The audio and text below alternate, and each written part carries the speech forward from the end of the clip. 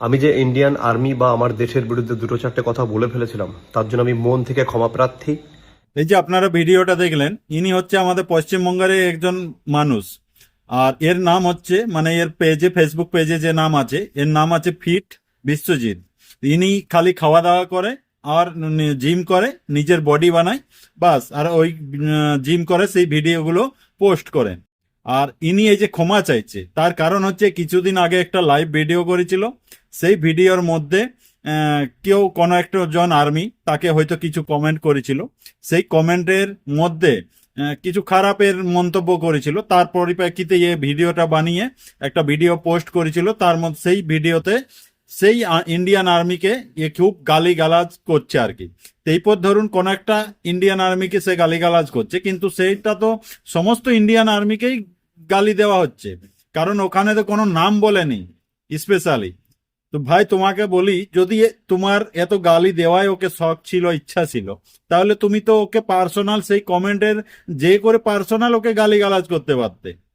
তোমাকে এরকম ভাবে একটা সোশ্যাল মিডিয়াতে স্পেশাল ভিডিও বানিয়ে তুমি কাউকে একজন পার্সোনাল গাল দিচ্ছ, সেটা তুমি ভিডিও পোস্ট করছো, তো এখানে সমস্ত ইন্ডিয়ান আর্মিকেই গাল দেওয়া হচ্ছে। এতে তোমাকে ইন্ডিয়ান লোক তোমাকে সম্মান করবে না, তোমাকে কেউ ছেড়ে কথা বলবে না। এটা তুমি খুব বড় ভুল করেছো। এখন তুমি মাফি চাইলে, এখন তুমি ক্ষমা চাইলে তোমার আর কোনো লাভ নেই। তোমার যা পাওনা তুমি খুব ভালোভাবে পাবে। জানি না তোমাকে কোন ভদ্র লোকেরা তোমাকে 2 লাখ, 1.5 লাখ, 2 লাখ তোমাকে ফলো করে রেখেছে। তাদেরকে রিকোয়েস্ট করব, যদি আপনারা ভদ্র হয়ে থাকেন তো অবশ্যই একে আনফলো করুন। ঠিক আছে? একটা ইন্ডিয়ার একটা মানে বাজে লোক এটা।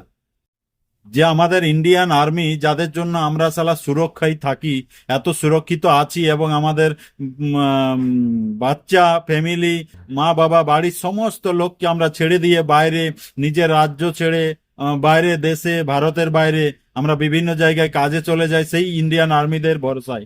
আমরা ইন্ডিয়ান আর্মিকে দিই, একদম হৃদয় থেকে, অন্তর থেকে ভালোবাসি, তারাকে শ্রদ্ধা করি। সে তুমি গালি দিচ্ছ? হ্যাঁ, তুমি কি ধরনের মানুষ, কি ধরনের তোমার চিন্তা ভাবনা? তুমি আর ক্ষমা চাইলে কিন্তু তোমার আর কোনো ক্ষমা হবে না। ঠিক আছে?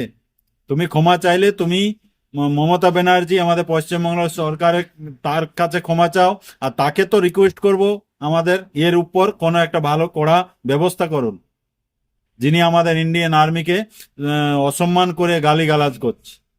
আর পশ্চিমবঙ্গের সমস্ত লোকের কাছে আমি, মানুষের কাছে আমি আবদার করব যে যারা একে ফলো করে রেখেছেন, অবশ্যই তাকে আনফলো করুন।